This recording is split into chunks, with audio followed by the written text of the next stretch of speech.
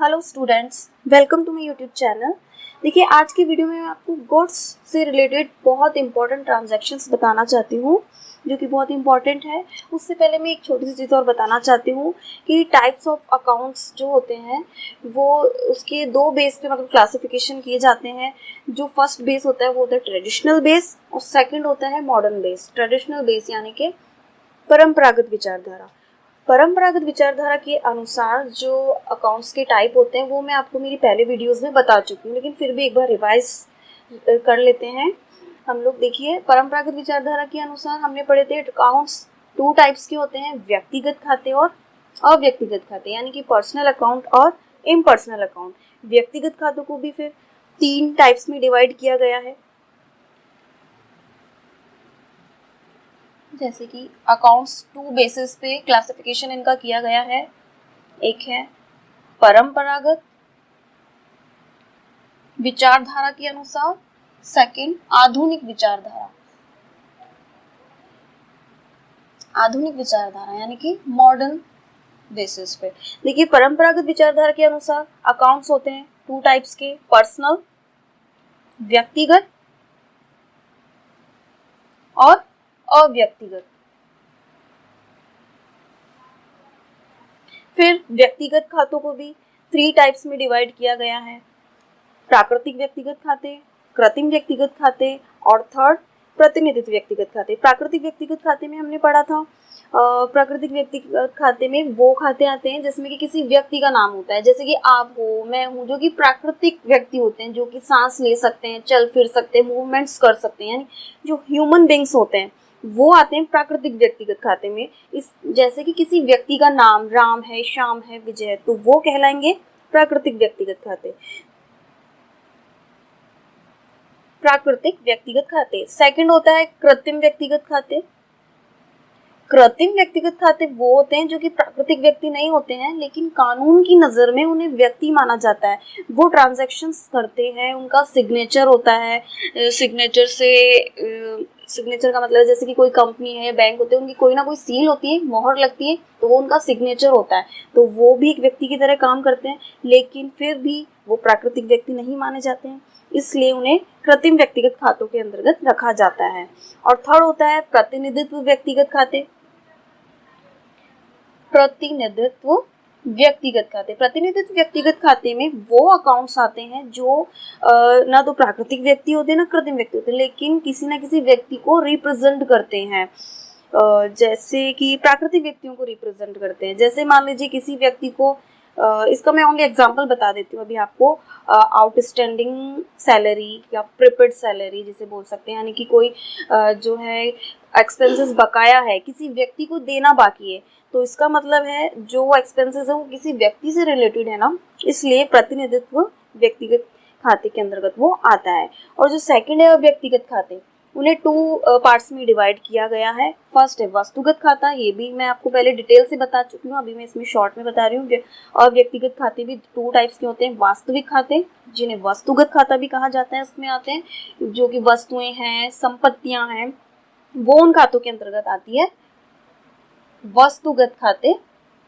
और सेकंड होते हैं अवस्तुगत।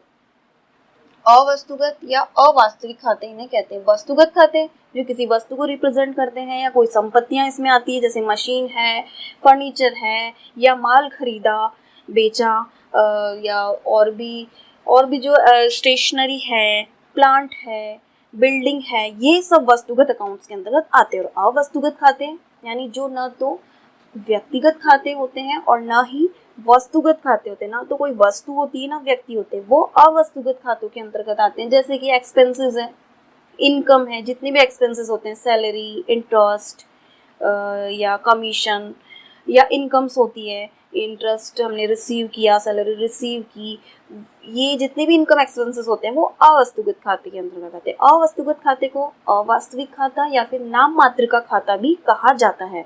अवस्तुगत खाता इन्हें नाम मात्र का खाता भी कहा जाता है। ठीक है, तो नेक्स्ट है परंपरागत विचारधारा के अनुसार देखा जाए तो अकाउंट्स मैंने आपको बता दीजिए व्यक्तिगत खाता और अव्यक्तिगत खाता, टू टाइप्स के हैं, लेकिन जो है इन्हें 3 प्रकार का बताया जाता है, व्यक्तिगत खाता, वस्तुगत खाता और अवस्तुगत खाता। होते हैं 2 टाइप्स हैं, लेकिन वैसे अगर हम इनके रूल्स जब पढ़ते हैं तो रूल्स के हिसाब से इन्हें 3 प्रकार का बताया गया है। व्यक्तिगत खाते के नियम कहते हैं कि जो व्यक्ति पाने वाला है, यानी कि जिस व्यक्ति के पास कोई वस्तु आती है, जो रिसीवर होता है उसे तो डेबिट किया जाता है, और जो व्यक्ति देने वाला होता है, जिस व्यक्ति के पास से कुछ ना कुछ जा रहा है, उसे क्रेडिट किया जाता है। उसी तरीके से वस्तुगत खाता, जो कि वस्तुओं या एसेट्स को रिप्रेजेंट करता है। जब कोई वस्तु या एसेट व्यापार में आती है तो उसे डेबिट किया जाता है, या अगर कोई वस्तु व्यापार से जा रही है, ठीक है, तो उसे क्रेडिट किया जाता है। अवस्तुगत यानी कि नाम मात्र के खाते, इनका नियम क्या कहता है कि जो भी एक्सपेंसेस होते हैं, लॉस होता है व्यापार में, उन सभी को डेबिट किया जाता है, और जो भी इनकम्स होती है उन्हें क्रेडिट किया जाता है। ओके, आज हम आधुनिक विचारधारा के अनुसार खातों के जो प्रकार होते हैं वो डिटेल से पढ़ेंगे। आधुनिक विचारधारा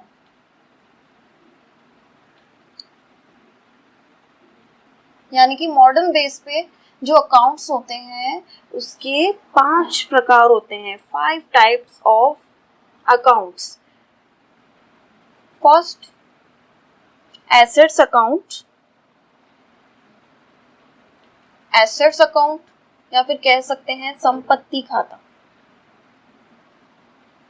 एसेट्स का मतलब जो भी संपत्तियां होती है, जैसे कि फॉर एग्जांपल मशीन है, बिल्डिंग है, कैश है, बैंक डेटर्स, ये सभी एसेट्स में। एसेट्स भी 2 टाइप्स की होती है, दृश्य और अदृश्य, यानी टैंजिबल और इनटैंजिबल। दृश्य में वो संपत्तियां आती है जिन्हें हम देख सकते हैं, छू सकते हैं, जैसे कि मशीन है, मशीन को हम देख भी सकते हैं, छू भी सकते हैं।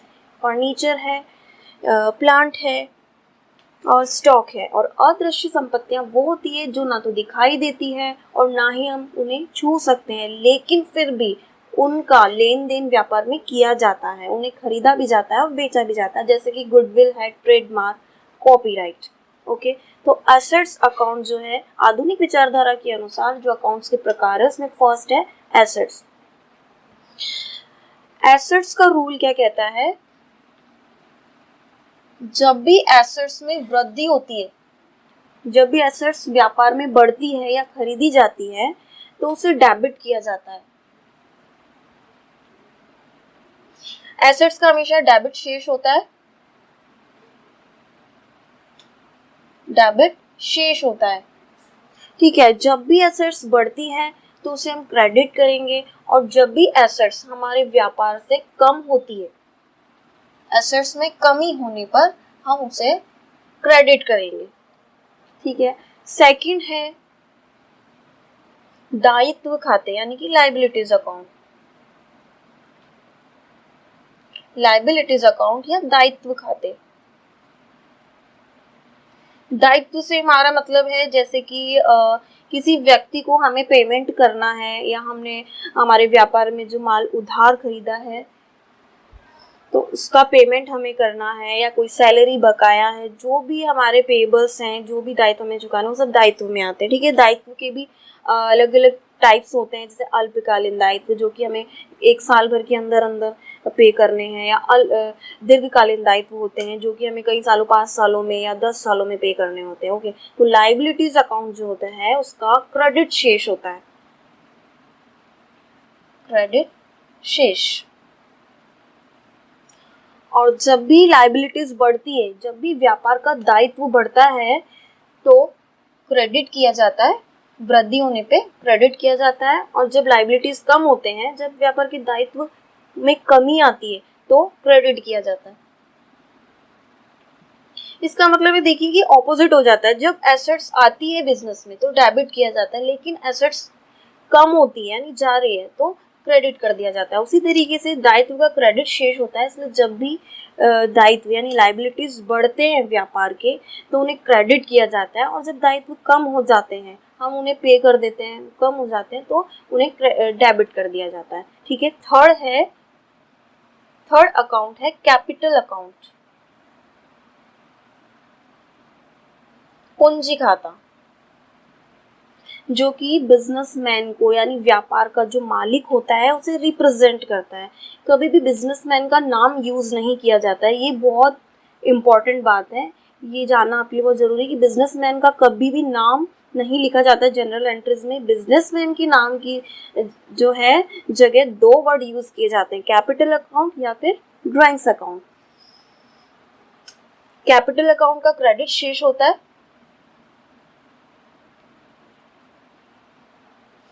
कैपिटल अकाउंट जब भी बढ़ता है, यानी कि बिजनेस में जब भी जो है बिजनेसमैन जो है पैसा लगाता है, हमारे व्यापार में जब भी पैसा आता है तो कैपिटल अकाउंट को क्रेडिट किया जाता है। जैसे कि मान लीजिए व्यापार के मालिक ने व्यापार में 10,000 रुपये लगाया है, तो व्यापार के मालिक से पैसा जा रहा है, तो यहाँ पे गिवर यानी देने वाले व्यक्ति को क्या किया जाता है, क्रेडिट किया जाता है। तो देने वाला व्यक्ति कौन है, बिजनेसमैन है, व्यापार का मालिक है, और व्यापार के मालिक का कभी भी नाम नहीं लिखा जाता है, तो उसकी जगह कैपिटल अकाउंट वर्ड यूज किया जाता है। तो कैपिटल अकाउंट को क्रेडिट इसलिए किया जाता है क्योंकि जो बिजनेस का मालिक है वो इसमें गिवर है यानी देने वाला है, ठीक है। और जब भी कैपिटल अकाउंट का मतलब अमाउंट, जब बिजनेस में से पैसा निकाल लिया जाता है तो कैपिटल अकाउंट क्रेडिट होता है, सॉरी डेबिट होता है। जब बिजनेसमैन बिजनेस में पैसा लगाता है तो क्रेडिट होता है, और जब पैसा निकाल लेता है यानी कमी होती है तो डेबिट कर दिया जाता है। 4 टाइप है इसका, इसे हम कह सकते हैं एक्सपेंसेस एंड लॉस अकाउंट, यानी कि जितने भी खर्चे होते हैं, जितनी भी हानि बिजनेस में होती है, उन सब का डेबिट शेष होता है, डेबिट शेष। और जब भी व्यापार में कोई खर्चा होता है तो उसे डेबिट कर दिया जाता है, यानी कि जब भी खर्चे बढ़ते हैं व्यापार के तो डेबिट होता है, और उसका ऑपोजिट हो जाएगा अगर खर्चे कम होते हैं, हमने उनका पे कर दिया, वो कम हो गए, लॉसेस कम होते हैं तो उन्हें क्रेडिट कर दिया जाता है। फिफ्थ है इनकम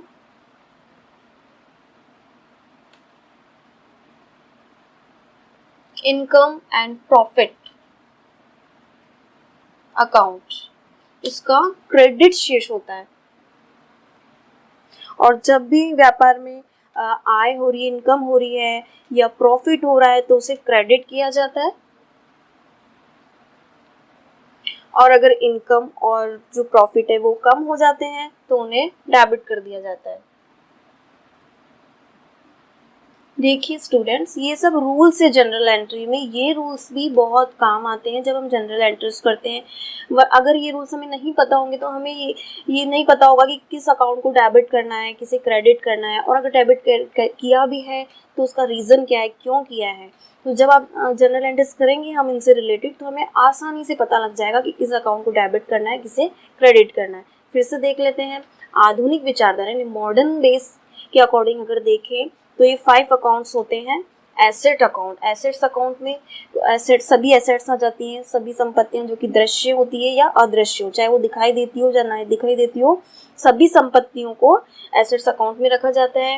एसेट्स अकाउंट का डेबिट शेष होता है, जब भी एसेट्स बढ़ती है व्यापार में तो उन्हें डेबिट किया जाता है, और जब एसेट्स व्यापार में कम होती है, उनमें कमी होती है तो उसे क्रेडिट किया जाता है। सेकेंड है लाइबिलिटीज अकाउंट, लाइबिलिटीज अकाउंट का क्रेडिट शेष होता है, और जब भी लाइबिलिटीज बढ़ती है तो क्रेडिट करते हैं। लाइबिलिटीज यानी व्यापार के दायित्व जब कम होते हैं तो डेबिट कर दिया जाता है। कैपिटल अकाउंट जो कि बिजनेसमैन को रिप्रेजेंट करता है, बिजनेसमैन अगर व्यापार में पैसा लगा रहा है तो क्रेडिट करेंगे, यानी पूंजी जब भी व्यापार में लगाई जा रही है, क्योंकि क्या होता है व्यापार में कभी कभी बीच बीच में भी 6 महीने बाद या साल महीने बाद बिजनेसमैन पैसा लगाता है तो तब कैपिटल अकाउंट को क्रेडिट किया जाता है, और जब पूंजी निकाल ली जाती है तो डेबिट कर दिया जाता है। एक्सपेंसेस और लॉसेस अकाउंट, इनका हमेशा डेबिट शेष होता है, जब भी खर्चे और लॉसेस बढ़ जाते हैं व्यापार में तो डेबिट किया जाता है, और जब खर्चे और हानि यानी एक्सपेंसेस और लॉसेस कम होते हैं तो क्रेडिट किया जाता है। फिफ्थ है हमारा इनकम एंड प्रॉफिट अकाउंट, यानी कि जो भी आय होती है, जो भी लाभ व्यापार में होते हैं, उनका उन अकाउंट्स का क्रेडिट शेष होता है, और लाभ या आय जब भी होती है उन्हें क्रेडिट कर दिया जाता है। जब भी हमारी इनकम या प्रॉफिट कम होते हैं तो उन्हें डेबिट कर दिया जाता है। अब मैं आपको गुड्स से रिलेटेड ट्रांजैक्शंस बताऊंगी। गुड्स का मतलब माल, और माल क्या होता है? जिस भी चीज़ का व्यापार किया जाता है, जिस वस्तु का डेली लेन देन किया जाता है, जिसे खरीदा बेचा जाता है, वो माल कहलाता है। ओके, देखिए फर्स्ट कंडीशन होती है, कभी कभी क्या होता है, बिजनेस, मान लीजिए किसी बिजनेसमैन ने ना कोई नया प्रोडक्ट क्रिएट किया है, कोई भी नया प्रोडक्ट बनाया है, तो हमें जो कस्टमर्स हैं उन्हें कैसे पता लगेगा उन्हें कि कोई नया प्रोडक्ट बिजनेसमैन ने बनाया है, या किसी कंपनी ने कोई नया प्रोडक्ट लॉन्च किया, कैसे उन्हें पता लगेगा? या तो ऐड करना होगा, ठीक है। तो क्या होता है, कई बार क्या होता है, हम जो प्रोडक्ट बाजार से लाते हैं, परचेस करते हैं, तो उसके साथ कोई कुछ एक छोटा सा प्रोडक्ट फ्री आता है फ्री। तो उससे रिलेटेड ट्रांजैक्शन बताती हूँ मैं। जैसे कि माल को मुफ्त में, यानी कि फ्री में, नमूने के रूप में, यानी ऐड करने के लिए होता है, ये माल को मुफ्त में नमूने के रूप में बांटा।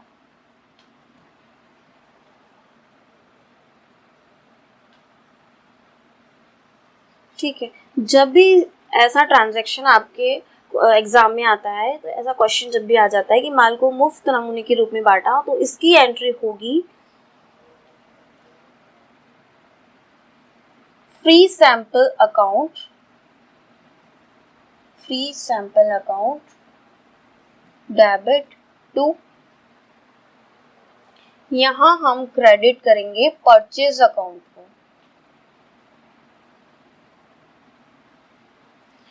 देखिए यहाँ पे सेल नहीं किया जा रहा है, माल को बेचा नहीं जा रहा है, बिक्री नहीं हो रही है। बिक्री बढ़ाने के लिए बिजनेसमैन क्या कर रहा है, मुफ्त में अभी अपने माल को जो है बांट रहा है, या किसी भी प्रोडक्ट के साथ उसको फ्री में दे रहा है। क्योंकि जब सेल किया जाता है तो सेल्स अकाउंट को क्रेडिट किया जाता है, लेकिन यहाँ पे सेलिंग नहीं हो रही है माल की, यहाँ पर उसको फ्री में दिया जा रहा है। तो ऐसी कंडीशन में क्या हो रहा है, व्यापार में से हमारा माल तो कम हो रहा है ना, लेकिन तो माल कम हो रहा है, यानी परचेज अकाउंट क्या है, एक तरीके से वस्तुगत खाता है, यानी एसेट्स है ये। और एसेट्स जब भी कम होती है व्यापार में तो उसे क्रेडिट कर दिया जाता है। अगर एसेट्स बढ़ती है, अभी हमने रूल पढ़ा था, एसेट्स जब बढ़ती है तो उसे डेबिट किया जाता है, लेकिन एसेट्स कम होती है तो क्रेडिट किया जाता है। तो यहाँ क्या हो रहा है, व्यापार में, हमारे व्यापार में से माल जो है वो कम हो रहा है, ठीक है, उसकी सेलिंग नहीं हो रही है। अगर सेल्स किया जाता है कि हाँ हमने माल बेचा, तो एंट्री हो जाती है कैश टू सेल्स या डाटा टू सेल्स, लेकिन यहाँ सेल नहीं हो रहा है, यहाँ माल को मुफ्त नमूने के रूप में बेचा है। तो फ्री सैंपल अकाउंट को इसलिए डेबिट किया गया है क्योंकि ये हमारे बिजनेस का एक्सपेंसेस है, यानी खर्चा है। जब भी कोई खर्चा होता है तो उसे डेबिट किया जाता है, इसलिए फ्री सैंपल अकाउंट को डेबिट किया गया है। और परचेज अकाउंट क्रेडिट करेंगे क्योंकि व्यापार में से माल जा रहा है, और जो वस्तु व्यापार से जाती है तो उसे क्रेडिट कर दिया जाता है। क्या अंडरस्टूड है? सेकंड कंडीशन देखते हैं हम। माल चोरी हो गया, कभी कभी क्या होता है, चोरी भी हो जाता है व्यापार में से कुछ माल, तो उस कंडीशन में क्या एंट्री करेंगे, माल चोरी हो जाने पर। देखिए हर ट्रांजैक्शन दो अकाउंट्स को इफेक्ट करता है, दो अकाउंट्स इफेक्ट होते हैं उससे, एक डेबिट होता है और क्रेडिट होता है। तो यहाँ हम देखेंगे कौन से दो अकाउंट इफेक्ट हो रहे हैं। माल चोरी हो गया तो यानी कि हमारे व्यापार से माल कम हो रहा है, जा रहा है, यहाँ भी माल हम बेच तो नहीं रहे हैं लेकिन फिर भी माल में कमी हो रही है, तो परचेज अकाउंट तो क्रेडिट कर दिया जाएगा। और जो है, हाँ, जो माल चोरी होना यानी हमें लॉस हो रहा है, हमारे बिजनेस में हमें लॉस हो रहा है, लॉस को डेबिट किया जाता है। लॉस किस वजह से हो रहा है, चोरी होने की वजह से, तो इसकी एंट्री होगी loss by theft account debit to purchase account. क्योंकि जो एसेट है जो माल है उसमें कमी आ रही है, और जब माल कम होता है, एसेट्स कम होता है, तो उसे क्रेडिट कर दिया जाता है। और लॉस बाय थेफ्ट, ये हमारे बिजनेस के लिए हानि है, और हानि जब भी होती है उसे डेबिट कर दिया जाता है।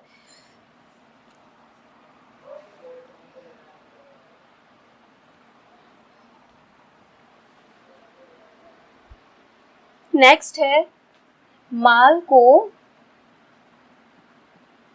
दान में दिया। तो यहाँ भी हमारे व्यापार से माल तो जा रहा है, लेकिन उसके बदले में हमें कैश नहीं मिल रहा है, यानी सेल नहीं कर रहे हैं माल को, लेकिन फिर भी जो है असेट्स हमारी कम हो रही है, और जब भी असेट्स कम होती है तो उसे क्रेडिट किया जाता है। और दान में दे रहे हैं, इसका मतलब ये भी एक तरीके से हमारे लिए एक्सपेंसेस तो है। हमारा पैसा, जब हमने उस माल को खरीदा था व्यापार में लाने के लिए, तो हमारा खर्चा तो हुआ था, तो माल जब हम दान में दे रहे हैं तो एक तरीके से एक्सपेंसेस हो रहा है। इसकी एंट्री होगी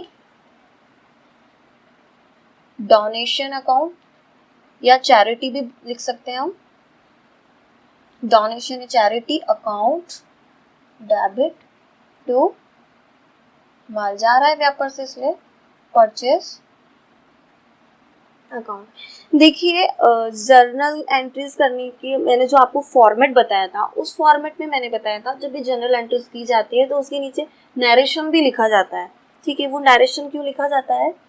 वो नरेशन इसलिए होता है कि देखिए जो अकाउंटेंट्स होते हैं, जो बिजनेस में जो व्यक्ति काम करते हैं, उन्हें तो पता रहता है कि भाई जैसे डोनेशन टू परचेज का मतलब क्या है, लेकिन जो थर्ड पर्सन होता है, जो और कोई दूसरा व्यक्ति होता है जिसे अकाउंटिंग नहीं आती है, तो उन्हें कैसे पता लगेगा कि इसका क्या मतलब है जो लिखा हुआ है।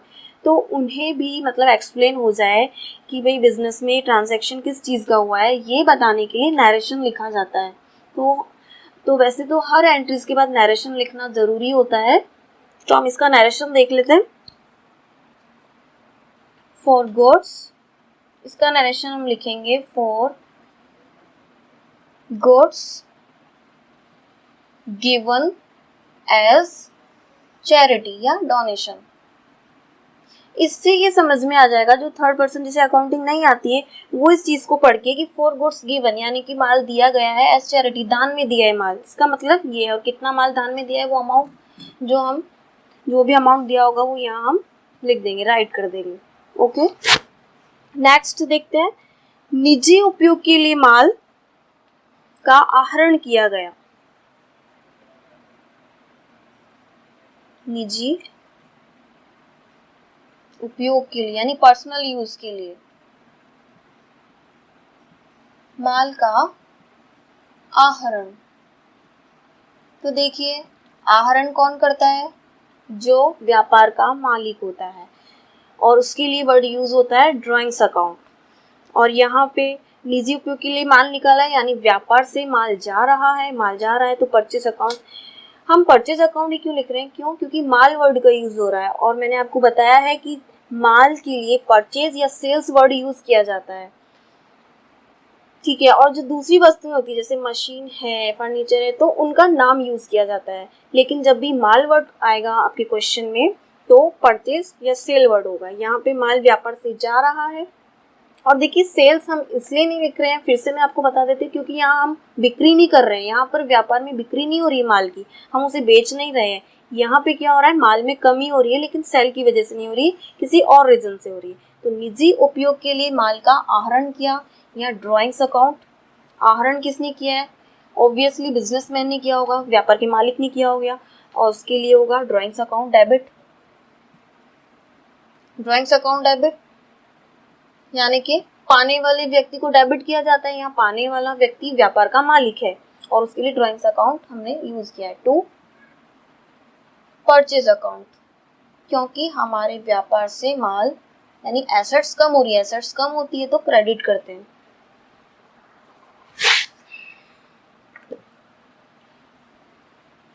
नेक्स्ट है इसमें, माल की हानि हो गई प्राकृतिक कारण से।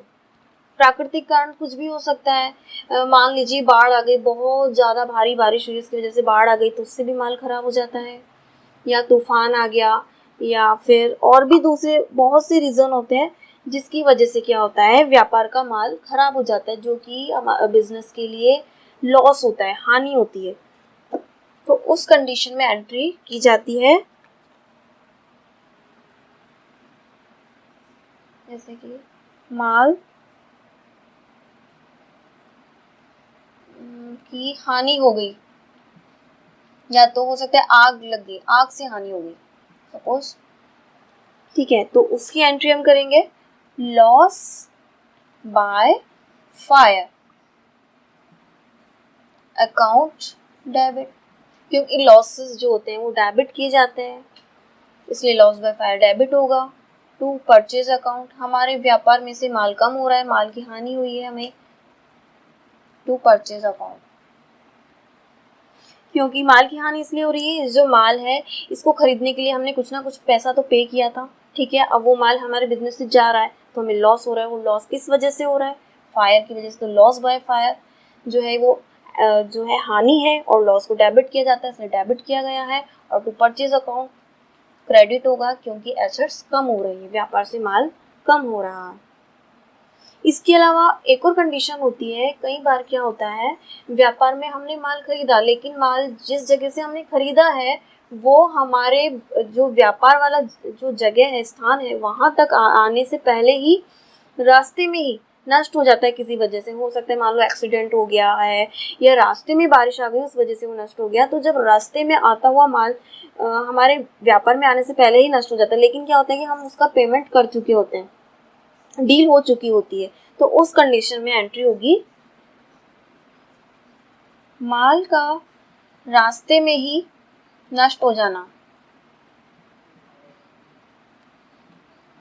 या माल का रास्ते में ही नष्ट हो जाने पर, इस कंडीशन में हम एंट्री करेंगे लॉस इन ट्रांसिट, यानी रास्ते में माल नष्ट हो गया है, ये लॉस है इसलिए डेबिट किया है। टू परचेज अकाउंट, क्योंकि हमारे व्यापार से माल कम हो गया है, हमें माल की हानि हुई है, हमारी एसेट्स कम हो रही है, इसलिए एंट्री की जाएगी। तो देखिए गुड्स से रिलेटेड ये मोस्ट इंपॉर्टेंट एंट्रीज है, ये भी आपके एग्जाम में आने वाली है, इससे रिलेटेड क्वेश्चन हम देख लेते हैं।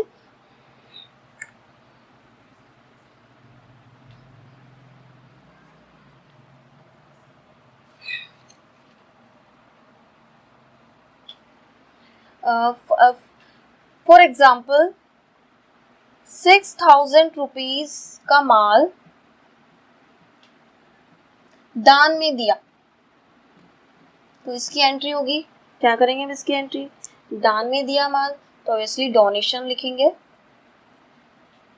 Donation account debit to purchase account, और अमाउंट हमारा डेबिट में 6,000, क्रेडिट में 6,000, और इसकी नरेशन हम यहाँ लिख देंगे for goods given to donation या charity, for goods given as donation या चैरिटी भी लिख सकते हैं। एक और एग्जांपल देख लेते हैं हम। जो व्यापार का मालिक है उसने 5,000 रुपये व्यापार से निकाले और 5,000 का माल व्यापार से आहरण किया या निकाल लिया। 5,000 रुपये नगद और 5,000 रुपये यानी 5,000 रुपये का माल जो व्यापार का स्वामी है, मालिक है, उसने